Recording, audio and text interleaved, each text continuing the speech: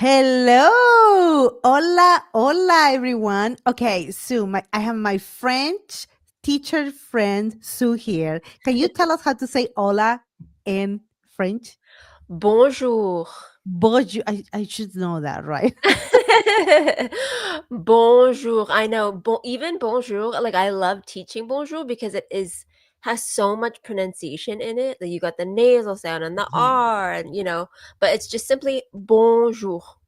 Bonjour. All right. Thank you so much for coming with me and having these holiday conversations. I think that you and I have something in common. We are language teachers and Mm. we are passionate about that. So tell my audience who you are. Yeah, my name is Sue and I teach French to homeschoolers. Wow. How long you been doing this? So actually, I used to teach in the public school before my daughter was born. So that was many years ago. She's 20 now. So I taught in the local, public high school until she was born. And then it was 7 years ago when I started teaching homeschoolers online. You and I have kind of a similar situation. Coming from public school, also having Okay. kids, then going homeschool, and then focusing on the homeschool parents. Wow! So thank you so much. So I want to have conversations about the holidays. What are your holiday season like? You can share as a homeschool mom or also as a French teacher. hmm Well, I think, everyone loves to shift gears a little bit during the holidays. And sometimes, when we see like pictures of like, oh, everyone has their hot chocolate and the cozy house and the words like slow down in quotation marks, and I'm like, this seems like the last thing in the world we're doing is slowing down because there's so much to do, I mean, it's all good stuff, but it doesn't feel like slowing down, but more like shifting gears and almost like accelerating a little bit even more because it's so much like good things, like, all the good things that come with this type of time of year. I'm thinking back on when my kids were younger and we'd still keep doing school, obviously we'd take some days off for the holidays, but we really liked shifting gears on what we were reading. So Mm, I think everyone does this, they have their favorite picture books from the holidays or their favorite, their favorite Advent books. But one particular memory I have is we read together The Family Under the Bridge. Have you heard of that book, maybe? no. And it's perfect because it's set in Paris, but it's about actually this homeless family. They found themselves homeless, and so they're living underneath the bridge, one of the bridges, and there's many in Paris that go across the Seine River. And I don't wanna spoil it, but it's actually the most charming story. Like, you literally feel cold with them because it's around the Christmas, Uh and then huh. you see how they're discovering the city during the holidays, and it's just, like, this sweet story between them and this other man, I just think of, like, kinda switching gears that way, like, immersing ourselves in the stories that remind us of the holidays, and then obviously, you know, um, gearing our hearts to the Lord, during the holidays. That's In so terms of amazing. But Yeah. I love what you're saying about sometimes we don't need to spend money or not even do something extra. We just need to pick a book and Mhm. read, and that will help us shift gears and focus on the season. Yeah, and I'm constantly like, I have, like, serial wanderlust. I'm always wanting to travel, I'm always wanting to explore something different, but I find that through the books, we're able to do that, like, literally travel through time or travel to another country or travel in a different season, and it's so fun that way to immerse ourselves in that with our kids, so I think that's one special thing. Wow. And then with my French classes, I love this time of year because everyone's talking about everyone's traditions, right? All the different family traditions, and I know you go through it with your classes as well, just all the, you know, the the traditions coming from, like, Spanish-speaking countries that are maybe sometimes similar to us, sometimes different. So we I like to really talk about, different Christmas traditions in France because they literally eat different things than we do. Mhm. Their Christmas markets are so special, so Wow. we do a lot of, watching videos of French people talk about their traditions. So a lot of native speakers and kind of peeking into what do they eat over the holidays? What do their Christmas markets look like? Because we don't really have too many of like those kinds of things here. Mhm. So kind of getting into the culture of the French culture and how they celebrate Christmas. Can you talk more about the food? Because I think that everybody, when I think about French, I think about food and the delicious pastries and all of that. Yes. So what's super interesting about French holiday food is that it's predominantly seafood. Oh, And the biggest meal is actually Christmas Eve. They call it le réveillon de Noël. uh-huh. And so they'll have oysters, mussels, and something festive all the time is foie gras. So like the pâtés. Obviously, there's going Wow. to be bread everywhere. Um, and they might have some other roasts and stuff like that, but seafood is super festive and just makes it really special.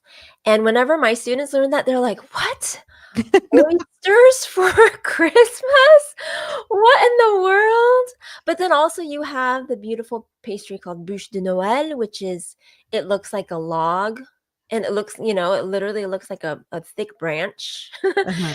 And it's covered in chocolate, and then it has, like, marks Yummy. on it, so that looks like, there's bark on it, and sometimes people will make little candy mushrooms to put on there, So good. and I know, and so that's a really popular thing for people to buy at bakeries, at French bakery even French bakeries here in the United States, they'll sell a lot of bûche de Noël that you can order.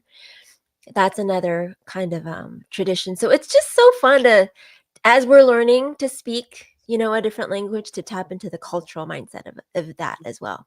That's so good. Now, take us inside your family, and how do you do with so much influence that you have from your passion for French, and then you have your family? And do you have any other cultures that you mix in your tradition? Yeah, so I'm Korean American, and actually I was born in Korea, and to my dismay and disappointment, I don't speak Korean very well. My French is way better than my Korean. I speak like I speak like restaurant Korean, you know?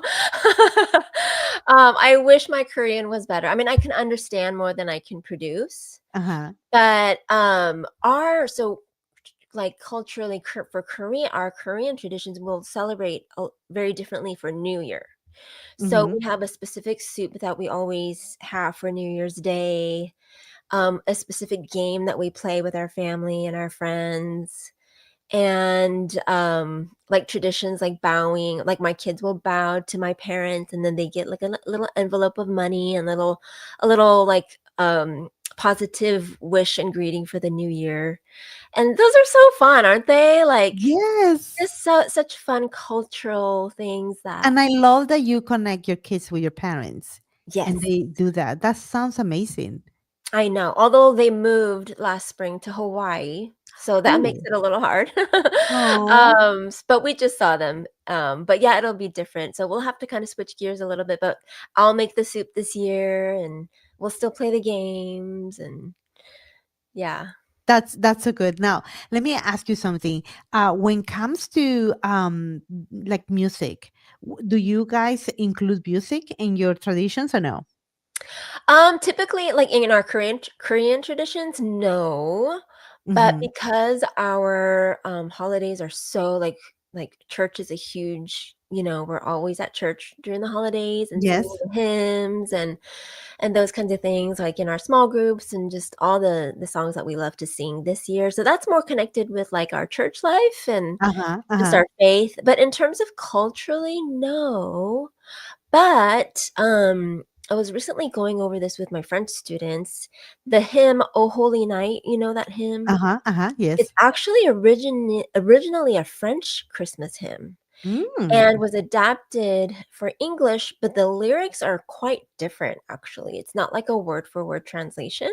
Mhm. And, I was really delighted to know that that was, like, originally, like, a French hymn, so we've been studying that in our French Feast Club and just being able to kinda see the differences in the language and the lyrics, but overall the message being the same. So, that's kind of fun to do. That's great because I also tell parents, and we even here at home we practice singing and Spanish and in English, because a lot of the English songs we also have them in Spanish. So it's Oh, a nice that's way to practice. awesome. That's Yeah. so wonderful to have so many in both languages. So many. And also we have our own traditional songs that are a lot of fun. A lot of Oh. like a lot of more rhythm. Like a lot of I salsa. imagine. Yes, yes. Ah. Now, let me ask you something. What advice would you give to a homeschool mom that is stressed out right now about maybe, finishing all the curriculum and the new year is coming? And what advice do you have for the mom that, you know, it's a holiday season. Yeah. Um, there are so many good things that are happening. You were a homeschool mom. I know that you want. I don't know if you want to talk a little bit about where you are right now when it comes to your homeschooling journey. But what advice do you have with that mom for that mom? Yeah, I mean, I would love to say that every holiday season I was super peaceful, and everything was super just charming, but I would say that sometimes as moms, those are the stressful times are because we do want the best, because Mm. we just want to do finish school well, but then we also want to make the cookies, and then we also want to bake the pies and decorate and then have people over. I would say I don't know if this is probably the answer you're looking for, but I guess more of a spiritual answer of like the most blessing we can give our kids is a joyful spirit, no matter what we're doing, Mm. you I know? love that. I So love that. so like a lot of times it's like I just have to have release all of my expectations of what this I want this season to look like. And if anything that my kids take away from it, I want it to be that they saw that their mom was joyful through it all. Mm. Maybe the cookies burned, maybe the that maybe Or the hot maybe dog. so maybe in my case there are no cookies. Maybe no cookies, maybe we buy them at the store. Maybe we just get the packet of hot chocolate, or just yeah, like maybe that's better and having a joyful spirit than like Oh. thinking that, "Oh my goodness, everything has to be perfect." When our kids, they're not gonna think back on like, "Whoa, those pancakes made that year." It's not gonna be like those tiny things, but I think what they'll take away is like, "No, mom was so joyful. She was focused Mm. on what the eternal things, and she just her disposition was joy, in spite of ABC." Yes, and So I love that because I think, so it's so important for us to protect that joy and be yes. intentional. Yes. Yeah, and to you know in the scriptures it says like better is a dinner of herbs than a feast with grief or something. I'm totally butchering that scripture.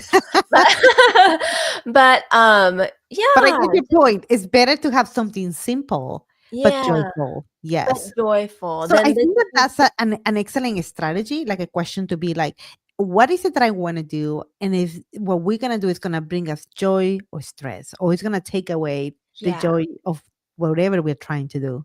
Yeah, and it doesn't mean that we don't stretch ourselves. I mean, I think we have to always lay ourselves down for our families. So it's not like, Mhm. "Oh, I don't feel like doing that, so it doesn't bring me joy, so I'm not gonna do it." Like, we still have to, do the Yes. hard things and stretch ourselves, but it's also prioritizing that, like, that disposition for our kids, I love and it. I love yeah, it. that Love that. environment. Yes. And so, how can parents learn more about what you do, and if they have any homeschool kids that are interesting about learning French? Sure, yeah. I'm on Instagram, French with Madame Lee. Mhm. Lee is my last name. And you'll find me on same thing on my website, frenchwithmadamelee.com, and just the variety of things that I offer there. And Kareem, I love having your daughter as my student. Oh, yes. We She love it.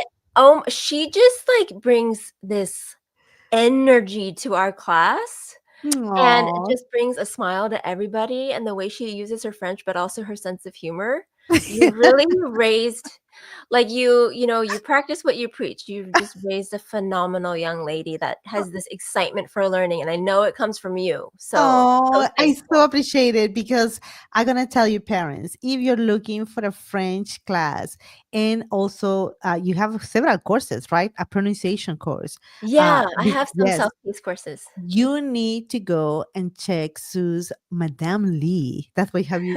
That's what she say, Madame Lee program. It's amazing, and one of the things that you have, Sue, that I know my daughter has received from you is a lot of peace and joy when you teach. She Mm, always tells me that, Mom, thank you. she has such a peaceful energy and joy, and she is receiving that. Thank you for being such a wonderful teacher. Oh, thank you. I feel it's such an honor. Yes. Thank you so much, Sue. All right. Thank you so much for the advice, Sue. Hasta luego. Bye Okay, bye. au revoir. All right. Yay, that was fun. Yeah.